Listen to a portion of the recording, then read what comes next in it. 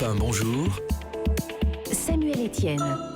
Et le docteur Gérald Kierzek nous a rejoint. Bonjour docteur. Bonjour Samuel. On vous retrouve bien sûr à 11h30 pour votre émission Questions de santé où vous nous parlerez notamment, c'est d'actualité en cette période de forte chaleur, des jambes lourdes. Oui, les jambes lourdes, ces sensations de lourdeur, de pesanteur dans les membres inférieurs, vous les sentez tendus, sensibles à la fatigue, surtout dans les mollets. Et vous l'avez dit, par temps chaud, et il va faire très chaud aujourd'hui, eh bien ces symptômes vont s'accentuer au fil de la journée, surtout si vous travaillez debout. Et je pense à tous les gens qui sont, par exemple nos confrères pharmaciens derrière le comptoir, oui, qui sont debout dans les commerces, les gens qui vont avoir cette station debout qui va accentuer leurs symptômes. Et à l'inverse, ça va mieux cette sensation de lourdeur quand il fait froid, à la marche ou en position allongée. Mais aujourd'hui, ça risque de picoter un peu dans les jambes. Comment se manifeste justement le phénomène? Les symptômes, c'est quoi?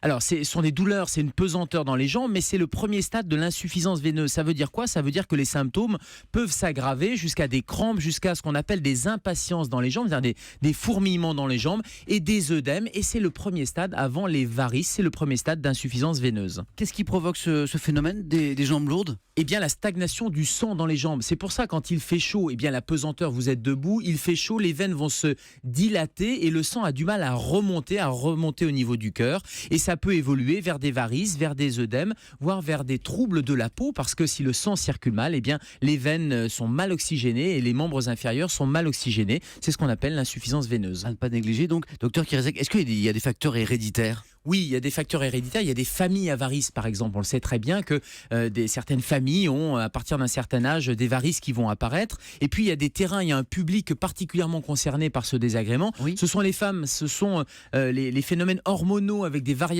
hormonales qui vont faire que l'insuffisance veineuse et ces jambes lourdes sont plus fréquentes et ça apparaît plus précocement. Et puis, il y a le rôle des grossesses. On sait aussi que les femmes enceintes souffrent de ce problème, surtout avec ces chaleurs. Et puis, il y a la posture, il y a l'activité physique que vous allez faire ou pas, le piétinement, tout ça va aggraver la situation. Et il suffit que vous ayez un peu de surpoids et vous avez malheureusement ce phénomène qui va s'accentuer. Et qui peut s'accentuer en cette période de forte chaleur, vous nous le disiez tout à l'heure. Qu'est-ce qu'on peut faire pour s'en prémunir, pour y remédier? Allez, les bons réflexes, l'activité physique, le fait de marcher, et on le comprend, c'est mécanique, on va marcher et on va activer un peu la pompe sous les pieds, la voûte plantaire va faire remonter le sang. Oui. Donc on marche 20 minutes par jour, on privilégie les escaliers, on peut faire du vélo également, et puis dans le lit, on peut faire un peu de pédalage, tout ça, ça va favoriser le retour veineux. Pédalage et puis, dans le lit, d'accord. Du pédalage dans le lit, okay. Exactement. Je ne vais pas vous dire d'avoir les jambes en l'air, mais les jambes un peu surélevées. Donc vous pouvez avoir les pieds du lit qui sont un peu surélevés, ça va aussi mécaniquement faire remonter le sang. Et puis on va éviter la chaleur, ça veut dire qu'on va éviter les bains chauds.